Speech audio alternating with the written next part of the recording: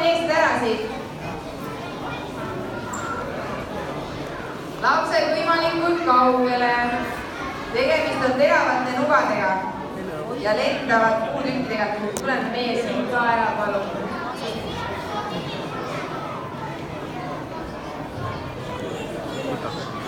Nii. Märt näitab ette, milline see puutükk pärast nägema peaks. Selline peaks ta välja nägema. Märt näitab seal all.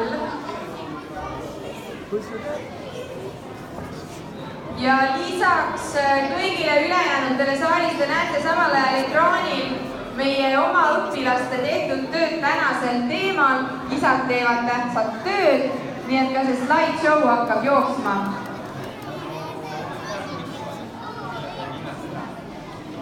Ja võimalikult täpne peab ta siis välja tulema. Märt valib pärast ka 3 parimat tööd välja. Selle noaga tegin mina ka 2 minutit. 2 minutit, jah? Umbes 2 minutiga. Teine ots on peitliga tehtud, seda ei saa hinnata.